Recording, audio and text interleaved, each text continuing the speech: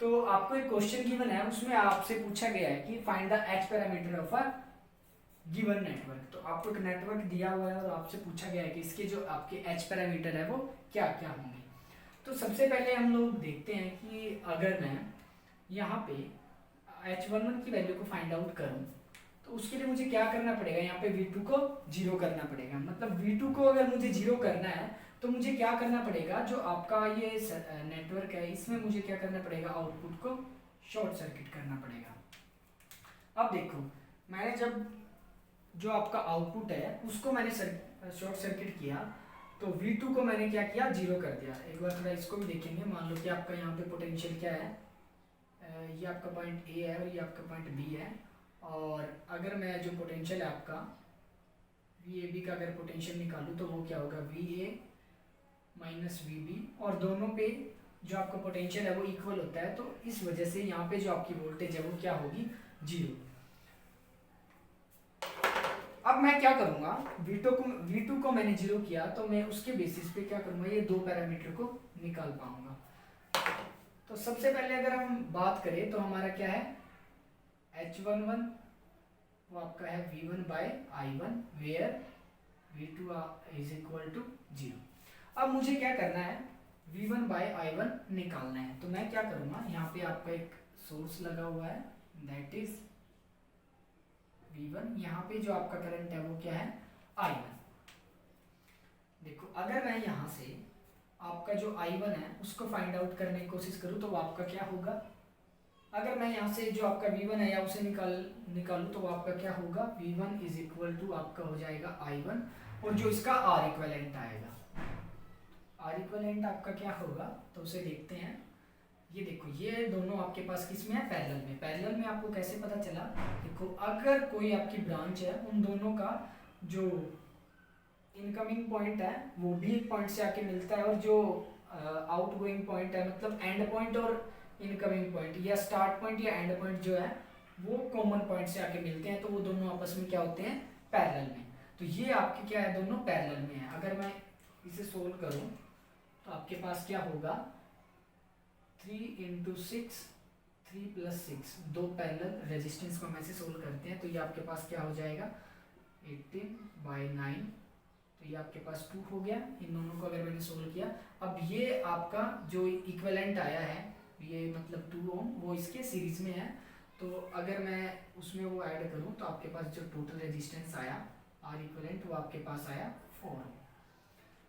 तो अभी मैं अगर यहाँ पे देखूँ V1 is equal to I1 into में 4, तो यहाँ से जो आपका V1 बाय I1 की जो वैल्यू आई है वो क्या आई है, 4।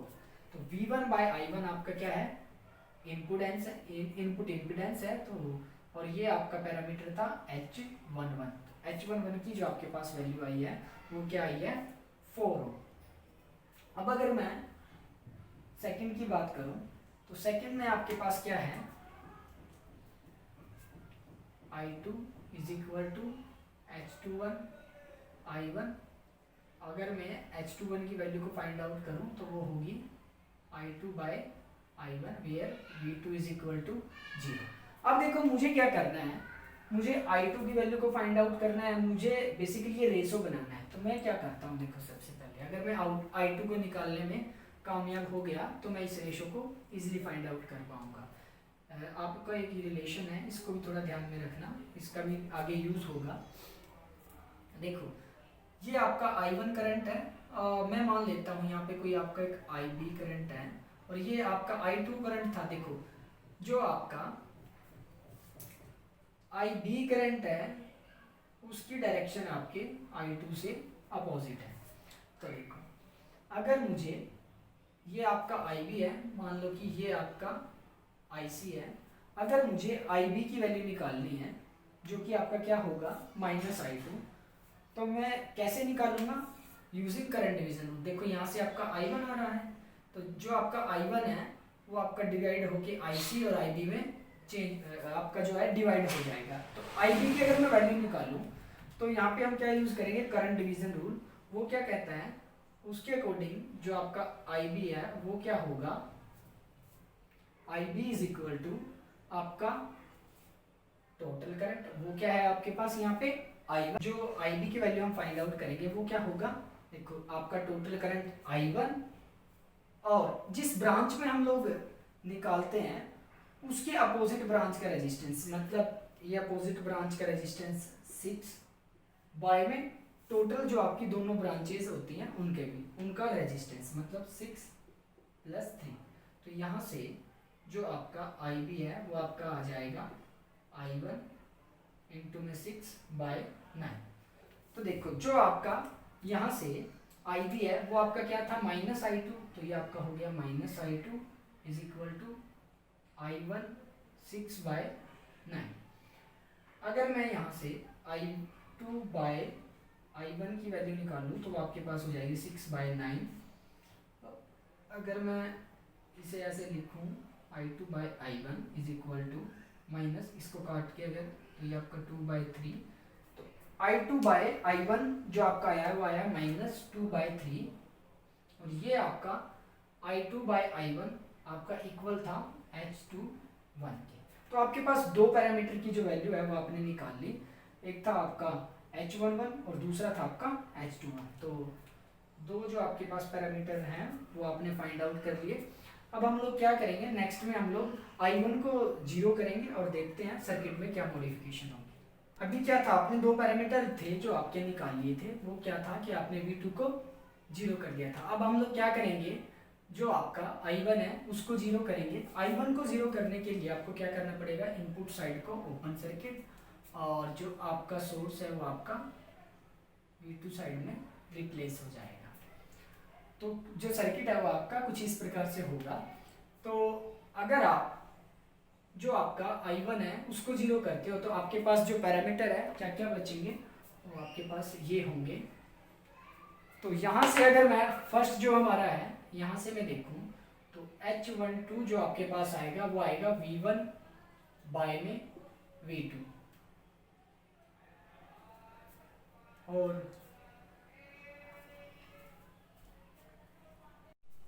तो यहाँ पे जो I1 है आपका वो क्या है 0। और ऐसे ही जो आपका सेकंड पैरामीटर होगा वो होगा H22 I2 बाय में V2 और जो यहाँ पे आपका I1 है वो 0। तो अब मैं उसके लिए क्या करूँगा, जो आपका ये आउटपुट लूप है मैं इस पे आपका क्या जो आपका KVL है उसको अप्लाई करूँगा, पॉजिटिव नेगेटिव। तो यहाँ पे पॉजिटिव नेगेटिव पॉजिटिव और नेगेटिव। तो यहाँ से अगर मैं इक्वेशन को डिराइव करूँ तो आपके पास क्या होगा V2 - 3 जो आपका करंट है वो क्या है I2। अब देखो इधर तो आपका I1 तो 0 है तो सर्किट आपका ये होगा, जो आपका लूप होगा ये होगा।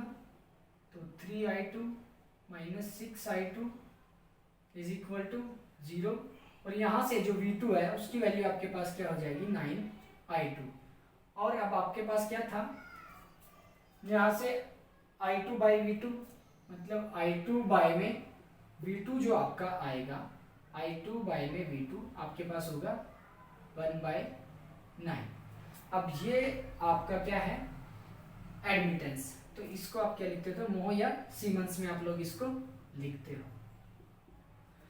तो ये आपका जो है एडमिटेंस है, आउटपुट एडमिटेंस।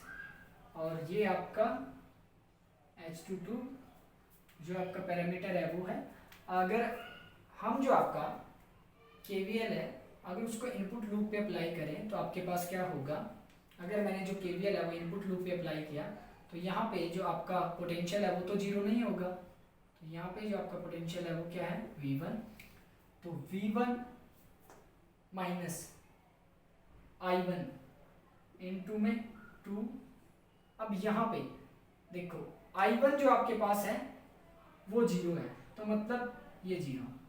अब यहाँ पे अगर हम देखें जो आपका फर्स्ट इनपुट लूप है इसमें अगर हम यहाँ पे देखें तो 6 ओम के अक्रॉस में जो आपका करंट है वो सिर्फ आपका I2 फ्लो होगा। तो ये आपके पास क्या हो गया V1 is equal to 6I2। V1 is equal to 6I2। अगर मैं यहाँ से जो आपका V2 है I2 है उसकी वैल्यू को निकालूं तो यहाँ से वो आपके पास हो जाएगा V2/9। I2 की वैल्यू क्या हो गई V2/9। तो अगर मैं उसको यहाँ पे लिखूँ V2/9 और ये आपका क्या हो जाएगा,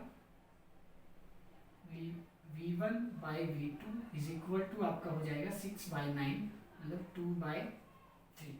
तो आपके पास क्या है कि जो आपका V1/V2 है वो आपका क्या है, H12।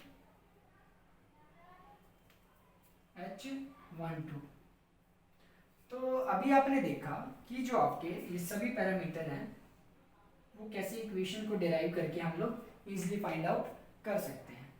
अब अगर हम सिमेट्रिकल कंडीशन की बात करें तो जो आपका H पैरामीटर होता है उसमें सिमेट्रिकल की जो आपके पास कंडीशन होती है वो क्या होती है, अगर आपका H11 और H22 आपका इक्वल हो H12 और H21 के, अगर ये कंडीशन आपकी फुलफिल होती है तो आपका जो नेटवर्क है सिमेट्रिकल है।